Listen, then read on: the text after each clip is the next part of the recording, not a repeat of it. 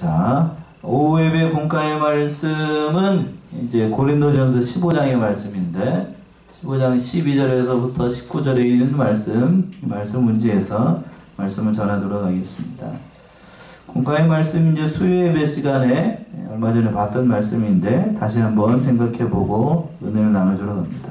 그래서 공과의 제목을 뭐라고 잡았냐면 예수 그리스도의 부활과 성도의 신앙 이렇게 됐어요. 예수 그리스도의 부활이 성도의 신앙에게 그렇게 중요한 의미가 담겨 있기 때문에 말씀의 대지를 이렇게 잡아놨던 겁니다. 대지를 나눈 게 그렇게 썩 마음에 들지 않았는데 뒤에 가서 다시 한번 공과를 보면서 다시 한번 짚어드릴게요. 그래서 첫 번째 대지를 12절과 13절에 있는 것처럼 예수 그리스도의 부활은 역사적인 사실이다 이렇게 말씀을 제목을 잡아놨습니다.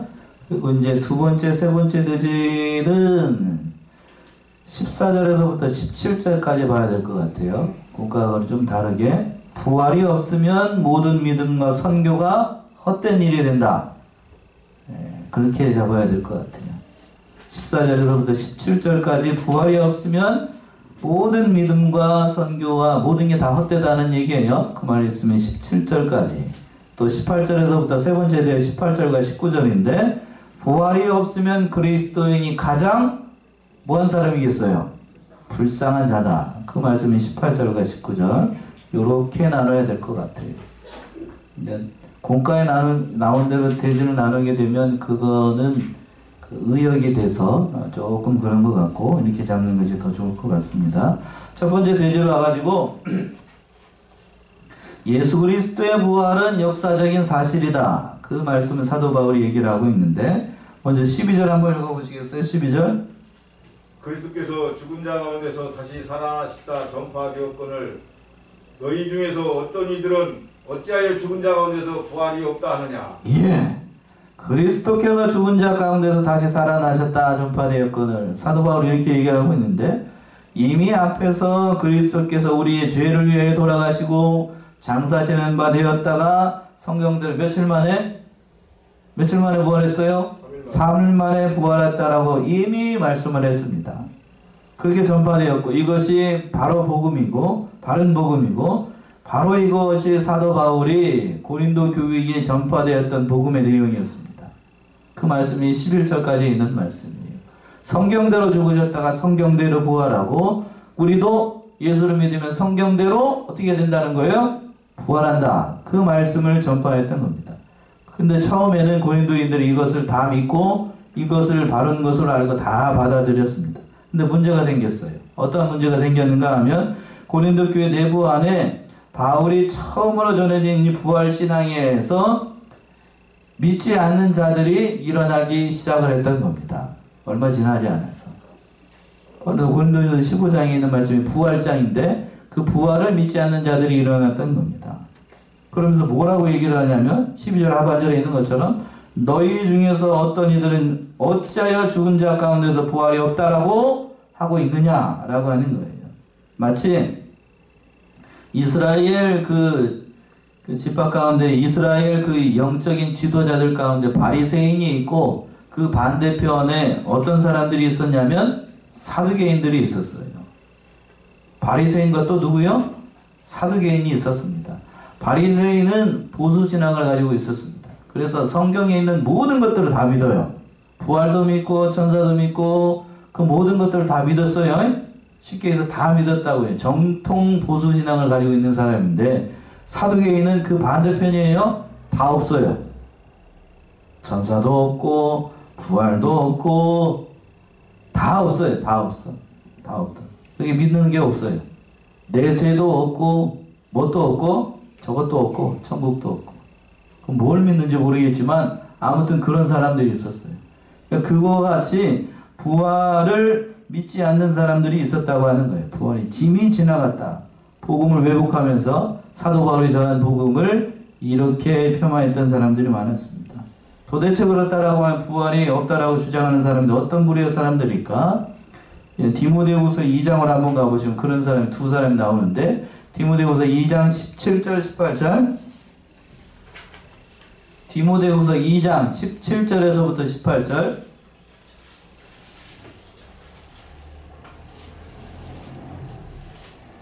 저희 말은 북한 창길에 썩어져 간 것 같은데 그 중에 후메네오와 빌레도가 있느니라. 진리에 관하여는 저희가 그릇되었도다. 부활이 이미 지나갔다 하므로 어떤 사람들의 믿음을 무너뜨리느니라. 예, 후메네오와 누가 등장을 하고 있냐면 빌레도라고 하는 사람이 등장하고 있습니다. 이들이 주장을 하기를 부활이 어떻게 됐다라고요? 이미 지나갔다. 이미 지나갔다. 그러니까 부활이 이미 지나갔으니까 우리에게는 부활이 없다는 얘기죠. 그런 사람들이 있었습니다. 근데 왜 그렇다라고 하면 이들이 왜 부활을, 죽은 자의 부활을 믿지 않고 부활을 부정을 했는가? 철학적인 의미가 또 담겨 있어요. 당시 헬라인들은 물질에 관계라는 거, 우리가 보이는 이 물질은 다 어떻고 악하고 물질로 된, 그러니까 물질로 된 모든 것이 다 악하니까 우리 몸뚱아리도 뭘로 되어 있죠? 따지고 보면 물질로 됐지. 흙으로 됐으니까 물질로 됐잖아요. 그러니까 우리 몸뚱아리도 어떻다는 얘기예요? 악한 거예요. 악한 거. 눈에 보이는 모든 것이 다 악하다는, 물질은 다 악하니까. 그런데 그 반대편에 물질 말고 영으로 된 건 어떻게 반대로? 악한 게 아니고 뭐하다? 선하다.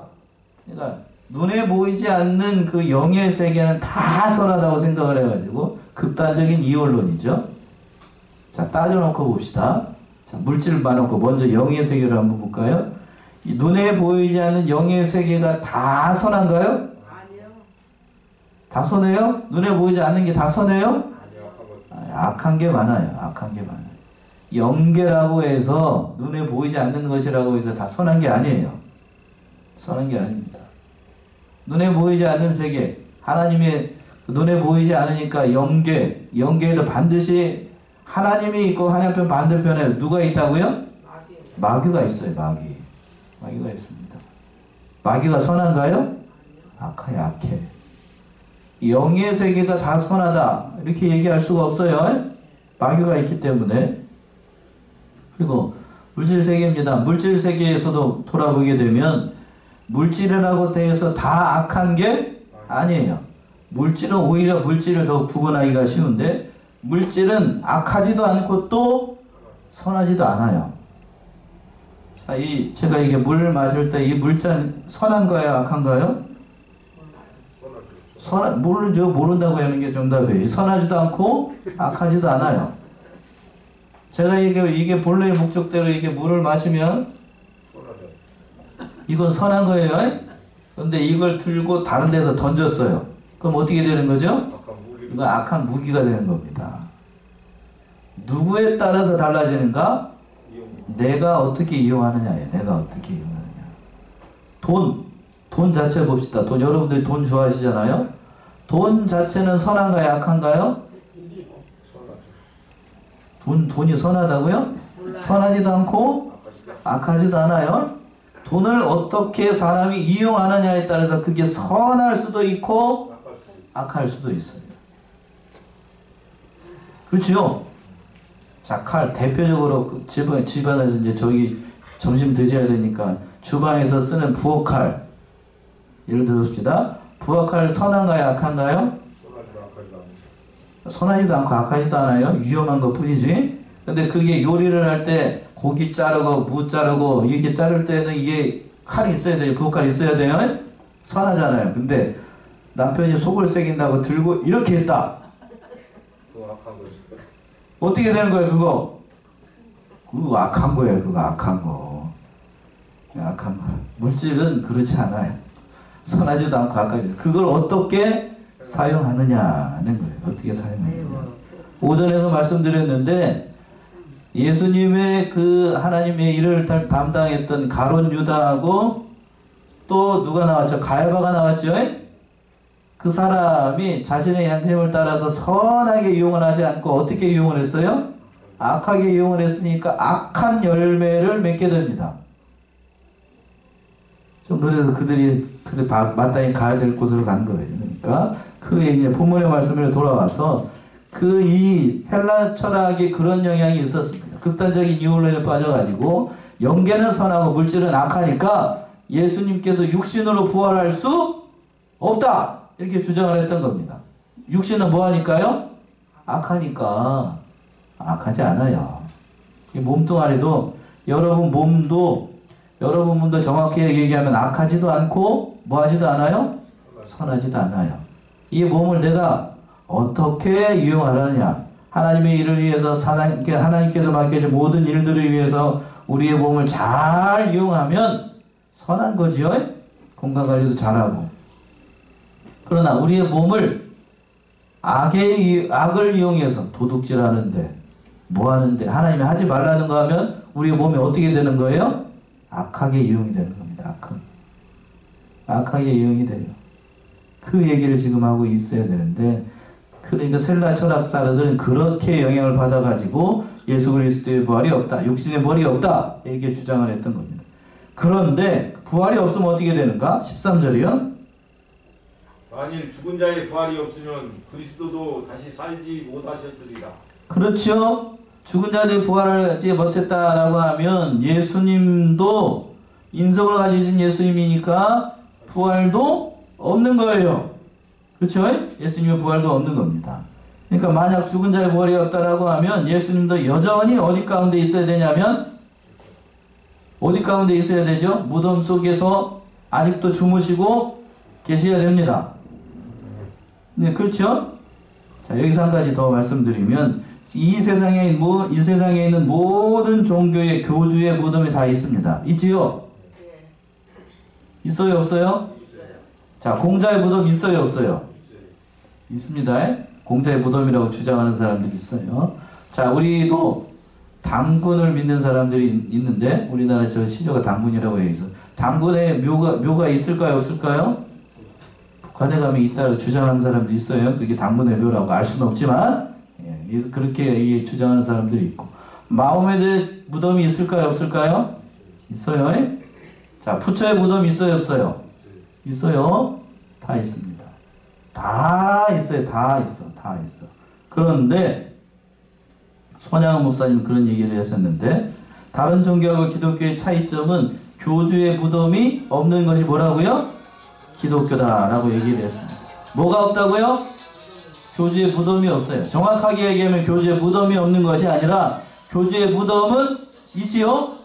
있는데 그 무덤 안에 뭐가 없는 거죠? 시신이 없어요. 시신이. 왜 시신이 없죠? 부활하셨으니까. 그런데 다른 세상의 종교는 교주의 무덤이 있고 그 무덤 안에 뭐가 있어요? 시신이 그대로 있습니다. 사람이기 때문에. 그러나 예수님은 그 빈 무덤이에요. 무덤은 있으나 시신이 없는 빈 무덤이었습니다. 그러니까 기독교에서 부활이라고 하는 건 그만큼 중요한 거예요. 부활이 없으면 기독교가 존재할 수 없습니다. 아무것도 아니에요. 아무것도 아닙니다. 여러분들이 뒤에 가서도 나오게 됩니다만 기독교 신앙에서 부활의 교리는 근거가 돼요. 근거. 말로 저희 건물로 얘기하면 뭐가 같은 거냐면 주춧돌과 같은 것이 바로 예수 그리스도의 부활입니다. 부활. 이 부활이 없으면 기독교 자체가 성립이 되지 않아요. 그래서 기독교에서 부활을 부정한다는 것은 결국 하나님을 부인하는 거, 모든 것을 허무는 그런 일이 됩니다. 그 얘기를 하고 있어요. 두 번째 대지가 14절에서부터 17절에 있는 것처럼 부활이 없다라고 하면 어떻게 되는가? 모든 것이 다 헛된 거예요. 모든 것이 다 헛된. 14절 말씀 보시면 그리스도께서 만일 다시 살지 못하셨으면 우리의 전파하는 것도 헛것이요 또 너희 믿음도 헛것이며. 예. 이 말씀을 한마디로 요약한다면 기독교 신앙에서 그리스도의 부활이 없다라고 하면 남는 게 아무것도 없다. 아무것도 없다는 얘기예요. 여러분 어떻게 생각하십니까? 기독교에서 부활이 없다. 뭐가 남죠? 부활, 그 거짓이다. 여러분 부활하지 않는다. 그 부활 빼고 믿자. 여기 앉아있을 이유가 없습니다. 마스크 쓰고 예배드릴 이유가 없는 거예요. 오늘같이 이렇게 정읍시내 천변 가게 되면 벚꽃 흐드러지게 지금 폈잖아요. 그 벚꽃 구경하러 나가는 게 더 우리에게는 더 유익이 되는 겁니다. 부활이 없다라고 하면 우리가 하는 모든 것이 다 헛되어요.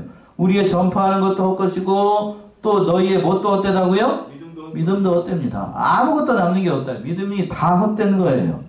그리고 또 15절 이렇게 말씀했죠. 15절 보시면 우리가 하나님의 거짓 증인으로 발견되리니 우리가 하나님이 그리스도를 다시 살리셨다고 증거하였습니다. 만일 죽은 자가 다시 사는 것이 없으면 하나님이 그리스도를 다시 살리시지 아니하셨으리라. 예. 상반절의 말씀이 중요한데 또 우리가 하나님의 거짓 증인으로 발견되리니 여기서 우리는 좁은 의미로 얘기하는 사도 바울을 얘기하는 그 복음의 전도자들을 얘기하는 거죠. 만약 하나님께서 그리스도를 죽은 자 가운데 살리지 않았다라고 하면 사도들과 그 모든 것 주의 종들이 전하는 그 복음이 다 헛것이는 겁니다. 다 거짓이 된다는 거예요. 저와 여러분들이 지금 특별히 제가 지금 말씀을 전하고 있잖아요. 제가 다 뭐 하는 것이 되냐면 거짓말, 거짓 증인이라는 얘기는 거짓말이라는 얘기예요. 사기꾼이라는 얘기입니다. 세자로. 그렇죠? 바로 예수님께서 부활하시지 않았다라고 하면 가장 큰 사기꾼은 누구이고? 예수님이죠. 예수님. 그리고 그분이 부활했다라고 전하는 사도들과 그리고 저와 같은 사람들도 다 사기꾼이에요. 사기꾼. 다 사기꾼입니다. 부활하지도 않았는데 부활했다라고 얘기하는 거 다 사기꾼이라고 해요. 거짓 증인으로 발견된다라고 하는 그 얘기는 한 거예요. 우리가 모든 것이 다 사기꾼. 여러분들도 지금 속아가지고 다 사기꾼에 속아가지고 이 자리에 앉아있는 것이 된다는 얘기예요. 말도 안 되는 얘기죠. 그 얘기를 지금 사도 바울이 얘기를 하는 겁니다. 자, 16절 17절 보시면 만일 죽은 자가 다시 사는 것이 없으면 그리스도도 다시 사신 것이 없었을 터이요 그리스도께서 다시 사신 것이 없으면 너희의 믿음도 헛되고 너희가 여전히 죄 가운데 있을 것이요. 예. 만일 죽은 자가 다시 사신 것이 없으면 그리스도도 살 수 없을 거고 그리스도께서 다시 사신 것이 없으면 너희의 뭣도 헛되고 믿음도 헛되고 너희가 여전히 어디 가운데 있어요? 죄 가운데 있습니다. 믿음도 헛되다는 얘기는 믿음이라는 것이 그거예요. 원래 죄인이었던 사람들이 해방되는 것, 예수 그리스도를 믿음으로 말미암아 의인이 되는 걸 그걸 믿음이라고 얘기를 합니다. 로마서에서 그렇게 얘기를 했죠. 믿음으로 말미암아 의인이라고 칭함을 했습니다.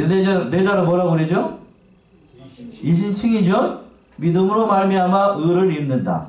의인으로 간주된다는 얘기예요. 그 얘기를 지금 하고 있는데 그 칭의가 헛되다는 얘기입니다. 예수님의 부활이 없으면, 예수님이 살아나지 않았다라고 하면 여전히 우리 넘어 가운데 있는 거고 죄 가운데 있어요. 예수님의 칭의, 예수님이 이루신 의의가 아무것도 안 하는 일이 되는 거니까 예수님의 칭의가 헛것이 되니까 여전히 우리는 어디 가운데 있는 거고 죄 가운데 있어요. 죄가 있으면 어디에 가지 못하고 천국 못 갑니다. 여전히 죄 가운데 있다라고 하면 우리는 칭의가 아무런 도움이 되지 않으니까 궁극적으로 우리는 망하게 되는 거예요. 망하게 됩니다. 그 말씀을 마지막에 18절과 19절에서 사도 바울이 이렇게 얘기를 하는 거예요. 부활이 없다라고 하면 그러니까 그리스도인들이 가장 불쌍한 자다라고 얘기를 하는 겁니다. 18절 한번 읽어보세요. 18절. 또한 그리스도 안에서 잠자는 자도 망하였으리니 예. 그리스도 안에서 잠자는 자도 망하였다. 이 잠자는 자는 누구를 얘기를 하는 거죠? 죽은 자들을 얘기를 합니다. 잠잔다라고 하는 것은 이렇게 우리가 이렇게 잠자는 게 아니고 그 잠이 아니고 예수 믿고서 지금 무덤 속에 있는 사람들, 그 사람들을 얘기를 하는 거예요. 그 사람들이 예수님의 부활이 없다라고 하면 그 사람들은 다 뭐 하는 게 되는 거냐면 망한 거예요. 망한 거. 망한 거. 말 그대로 망한 거죠. 죽어서 망했어요. 죽어서 망했으니까 그 사람들 다 어디 간 거예요? 지옥 갔습니다. 이렇게 얘기를 하는데 부활이 없다라고 하면 잠잠자들이 망했다라고 하는데 부활이 없으면 아무것도 없어요. 자, 부활이 없다. 기독교 안에서 뭔 얘기를 할 때에 어느 한 가지가 없다라고 하면 그 반대편에 있는 것들로 따지고 보기에는 논리적으로 따지면 다 없는 거예요. 부활이 없다. 부활이 없다라고 하면 천국이 없다는 거니까 천국이 없다는 거는 또 그 반대편에 있는 것, 반대편에 있는 뭐가 없다는 얘기죠? 지옥도 없어요. 한 가지가 없다라고 하면 여러분 보세요.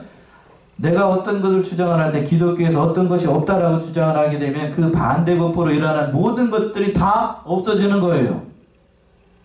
요즘 신학자들 가운데 머리가 좀 깨어있다, 여러 가지로 생각한다는 사람들이 그렇게 얘기를 합니다. 지옥이 없다라고 주장하는 사람들이 많아요. 어디가 없다고요? 지옥이 없다. 또 과격하게 표현하는 사람 가운데 어떤 사람들이 있냐면 지옥에 간 사람이 없다, 이렇게 얘기하는 사람들도 있어요. 왜? 하나님께서는 모든 사람들을 사랑하시니까 그 사람들이 다 어디에 갔다? 지옥 가지 않고 다 사랑하시니까, 다 구원하시니까 어디에 가 있어요? 다? 천국에 가 있어요. 그러면 지옥을 만들 이유가 없죠. 맞나요? 그럼 여러분들이 앉아있는 것 자체가, 지금 이 자리에 앉아있는 것 자체가 다 헛거예요. 예수 안 믿고 하나님 안 믿어도 다 어디 가니까요? 천국 가니까. 그럼 이 자리에 앉아가지고 이렇게 고생할 필요가 없는 거죠. 그건 생각하지 못하는 거예요. 그건 생각하지 못해. 그러니까 어느 한 가지가 없다라고 하는 건 결국 다 없어지는 거예요. 다 없어지는 거. 부활이 없다라고 하는 건 그만큼 중요한 겁니다. 중요한 거예요. 함부로 나는 믿음이 연약해서 잘 못 믿겠습니다 하는 것도, 그거 보게 되면 그 불신앙이에요. 불신앙. 아셨지요? 부활이 없다라고 하는 그만큼 이게 그 큰 잘못이에요. 큰 잘못. 자, 그러니까 부활을 부정한다라고 하는 건 하나님을 부정하는 거고 다 부정하는 거예요. 결국 그리스도를 부정하는 것, 거기에만 머물러 있는 게 아니고 이 모든 것이 다 무너지게 되는 겁니다. 그래서 사도 바울은 19절 이렇게 표현을 했죠. 19절. 만일 그리스도 안에서 우리의 바라는 것이 다만 이생뿐이면 모든 사람 가운데 우리가 더욱 불쌍한 자리라. 예, 우리 문집사님만 읽지 말고 19절 말씀 중요하니까 우리 같이 합독합시다. 19절 시작. 만일 그리스도 안에서 우리의 바라는 것이 다만 이생뿐이면 모든 사람 가운데 우리가 더욱 불쌍한 자니라. 이생뿐이라고 하면 우리의 인생이 이 목숨에 붙어있는 요 생뿐이라고 한다라고 하면, 모든 것이 여기서 끝나버린다라고 하면 누가 가장 불쌍한 사람이에요? 우리 여기서 우리는 누구를 얘기하는 거예요? 예수 믿는 사람. 내가 가장 불쌍한 사람이라고요. 내가 가장 불쌍한 사람. 사람들은 누구나 다 소망을 가지고 살아갑니다. 그렇죠? 여러분들이 이렇게 고생하면서 예수 믿는 이유가 뭐예요? 뭘 바라보고 있기 때문에 믿는 거예요? 천국 바라보고 있기 때문에. 그리고 또 예수님 천국에 올라가서 예수님이 재림하시게 되면 우리도 예수님과 같이 다 그렇게 부활할 걸 믿으니까 우리가 예수 믿는 거 아니에요? 그렇죠? 그걸 바라보고 예수를 믿는데 그게 없다. 에이, 얼마나 불쌍한 사람이요. 얼마나 불쌍한 사람. 저 같은 사람은 일평생 주를 위해서 충성복달하고 했다라고 하는데 그게 없다라고 하면 저 인생 헛산 겁니다. 그렇죠? 인생 헛산 거예요. 그 군대 가면 그런 용어가 있어요. 맨 땅에 헤딩한다는 얘기가 있습니다. 세상 말 가운데. 그렇죠? 되지도 않는 걸 할 때 맨 땅에 헤딩한다고 하죠. 지금 우리가 그러면 만약에 부활이 없다라고 우리는 뭐 하고 있는 거야? 맨 땅에 뭐 하고 있는 거야 지금? 예. 완전히 그냥 헛짓하고 있는 거예요. 헛짓하고 있는 거. 나 그렇지 않다는 얘기입니다. 우리가 어려움 가운데 그 모든 일들을 하는 건 그 모든 일들 가운데 예수 그리스도의 부활을 바라보는 자들은 우리가 부활하기 때문에. 자, 히브리서 11장 한번 가봅시다. 히브리서 11장 35절에서부터 38절. 히브리서 11장 35절에서부터 38절이요. 여자들은 자기의 죽은 자를 부활로 받기도 하며 또 어떤 이들은 더 좋은 부활을 얻고자 하여 악청을 받되 구차히 면하지 아니하였으며 또 어떤 이들은 희롱과 채찍질 뿐 아니라 별박과 옥에가 치는 시험도 받았으며 돌로 치는 것과 톱으로 펴는 것과 시험과 칼에 죽는 것을 당하고 양과 염소의 가죽을 입고 유리하여 궁핍과 환난과 학대를 받았으니 이런 사람을 세상이 감당치 못하도다. 저희가 광야와 산중과 암혈과 토굴에 유리하였느니라. 예. 히브리서 11장은 소위 무슨 장이라고 얘기를 하죠? 흔히 믿음장이라고 얘기합니다. 뭘 믿었는가? 35절 이하에서 보게 되면 그 전까지는 믿음장 말 그대로 긍정적인 의미예요. 예수를 믿음으로 말미암아 그 세상에서 잘되고 축복받은 사람들을 얘기를 하는데 35절 이하에서 보게 되면 뭐 어떤 내용이 나오냐면 이 세상에서 잘된 게 아무것도 없어요. 35절 보세요. 여자들은 자기의 죽은 자를 부활로 받기도 하며 또 어떤 이든 더 좋은 부활을 얻고자 하여 뭐를 받아요? 악평을 받대요. 악평 받는 게 이 세상에서 잘 되는 거예요? 아니죠. 구차에 변하지 아니하였으며 또 어떤 이들은 뭘 받고요? 희롱과 채찍질 뿐 아니라 결박과 옥에 갇히는 시험도 받으며 또 뭐하고요? 돌로 치는 것과 톱으로 켜는 것과 시험과 칼에 죽는 것을 당하고 양과 염소의 가죽을 입고 유리하여 궁핍과 환난과 학대를 받았으니 이런 사람은 세상이 감당치 못하겠도다. 저희가 광야와 산중과 암혈과 토굴에 유리하였다. 세상적으로 봤을 때에 예수 믿어서 잘된 게 아무것도 없어요. 그럼 이 사람들이 만일 부활이 없다라고 하면 이 사람들이 진실로 불쌍한 사람들이죠. 그렇죠? 예수 믿었기 때문에 그 모든 거 다 뒤로 하고 다 이렇게 얘기했습니다. 자, 얼마 전에 제가 어느 그 뉴스를 보니까 어느 장로님이 평생을 모았던 재산을 다 기부를 하더군요. 그러면서 마지막 죽는 그 순간까지 자기 이름을 밝히지 않기를 원했습니다. 그런데 그 이제 취재를 하면서 그 장로님이 그 자기 이름을 밝히지 않으려고 하니까 그러면 이 장로님께서 소천하시게 되면 돌아가시면 그 영상이 담았다가 내보내도 되겠습니까? 라고 하니까 그건 괜찮다고 얘기를 하셔가지고 그 장로님이 거의 돌아가시고 난 다음에 자기가 모은 재산을 한통대학교에 기부했었거든요. 그 모든 재산을. 그러면서 자기 이제 돌아가실 전에 이렇게 찍은 사진 영상을 공개를 하는데 그 얘기를 하시더라고요. 그러니까 그 장로님 얘기가 뭐냐면 벌어서 남주자 이런 주의자고요. 벌어서 누구 주자고요? 벌어서 자기 주자가 아니고 벌어서 남주자. 그러니까 장로님도 자기가 키운 자식들이 있을 거 아니에요. 자기 자식들과 손주들이 있을 건데 그 자식들한테 다 각서를 받았대요. 내가 죽고 나면 너 재산 돈 보지 마. 다 받고 난 다음에 자기가 번 재산 그대로 사회에 다 환원했어요. 뭘 바라봤기 때문이죠? 천국 바라봤기 때문이죠. 천국 바라봤기 때문에. 그렇다라고 하면 이 얘기를 하는 이유가 있어요. 그 천국 바라봤기 때문에 이 세상 재물도 다 이렇게 사회에 환원하고 다 했습니다. 다 했어. 그렇다라고 하면 그 부활이 없고 천국이 없고 그 모든 것이 없다라고 하면 그 장로님 헛짓한 거 아니에요. 그렇죠? 헛짓한 거 아니에요. 그러나 그렇지 않다라는 얘기입니다. 않다라는 얘기예요. 그러니까 만일 그리스도의 부활이 없다. 다만 이 세상에서 육신을 다 믿고 있는 이 세상뿐이다. 라고 한다라고 하면 우리가 가장 불쌍하다. 사도 바울이 이렇게 얘기를 하는 거예요. 그러니까 얼마나 논리적으로 설명을 하고 있는 거예요. 기독교 신앙이라고 하는 건 제가 단언하는데 저도 이 예수 그리스도의 부활을 믿어지지 않아가지고 젊은 시절에 물론 우리 교단에서 와서 이렇게 그 성경 말씀을 배웠습니다만 이 부활에 대해서 믿어지지 않고 여러 가지 책들을 다 읽으면서 이렇게 했는데 결국 깨달은 말씀이 이거예요. 부활이 없다라고 하면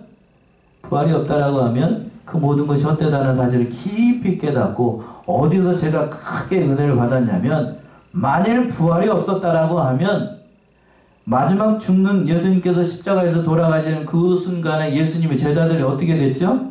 예수님 따라갔나요? 예수님 따라가지 않았습니다. 다 도망갔죠? 그치요? 다 도망갔어요.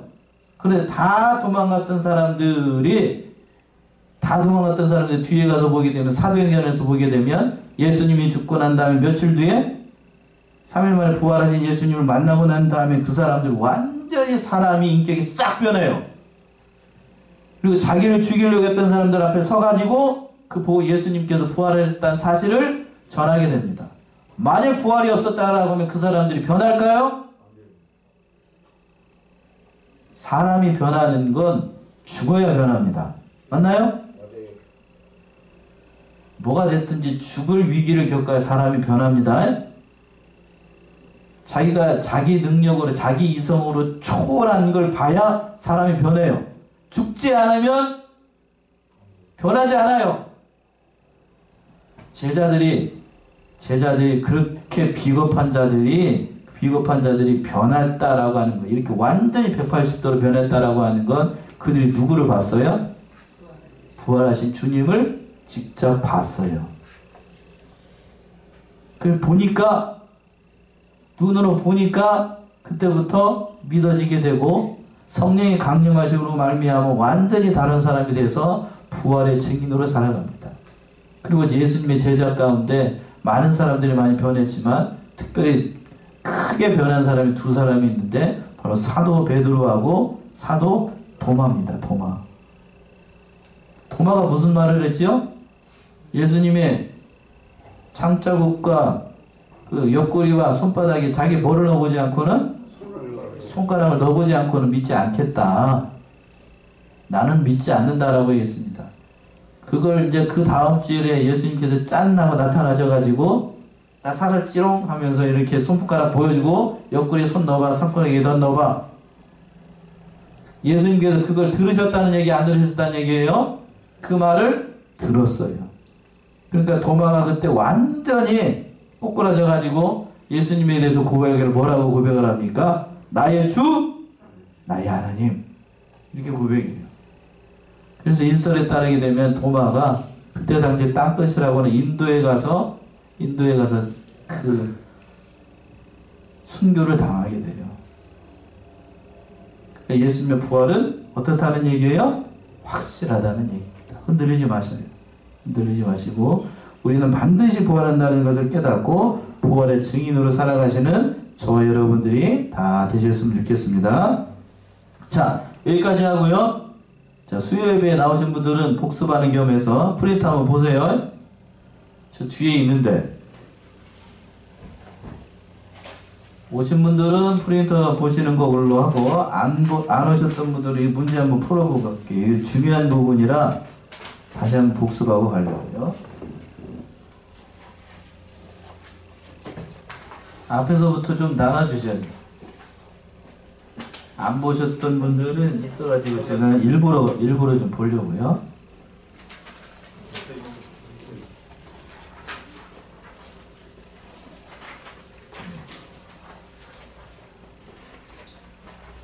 자, 다른 분들은 다 보셨죠?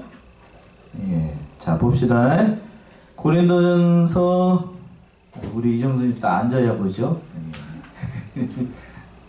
자, 보시면 고린도전서 15장 12절에서부터 19절 다시 한번 복습하겠습니다. 예수 그리스도의 부활과 성도의 신앙 이렇게 제목을 잡았는데 들어가는 걸 보면 이제 바울은 1절에서부터 11절에서 기독교 복음의 핵심인 그리스도의 부활과 그 역사적 확실성에 대해서 다루고 난 다음에 오늘 12절부터 19절까지 그리스도의 부활이 죽은 자의 부활을 입증하는 것이며 기독교 신앙과 제사함의 근거가 된다라고 말하고 있습니다. 그 얘기를 지금 하고 있는 거예요. 말씀 큐티에 1번 보면 문제가 좀 중요해서 말씀 보는 겁니다.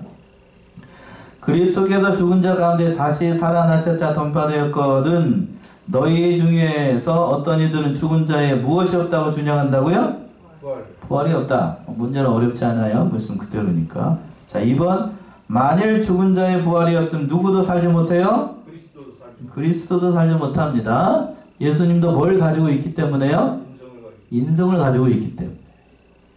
자, 3번 만일 그리스도께서 다시 살지 못하셨다면 우리의 무엇도 헛것이요 또 무엇도 헛것이라고요? 전파하는 것. 믿음과 전파하는 모든 것들, 모든 것이 다 헛것이라고 얘기했습니다. 자, 4번 우리가 하나님의 무엇으로 발견되는가요? 15절에서 부활이 없다라고 하면 거짓 증인. 옆에 가르치고 세자로 사자로 시작합니다. 사기꾼. 자, 5번. 이는 우리가 하나님이 누구를 다시 살리셨다고 증거했기 때문이라고요? 그리스도가 살리셨다. 15절에서 그랬죠?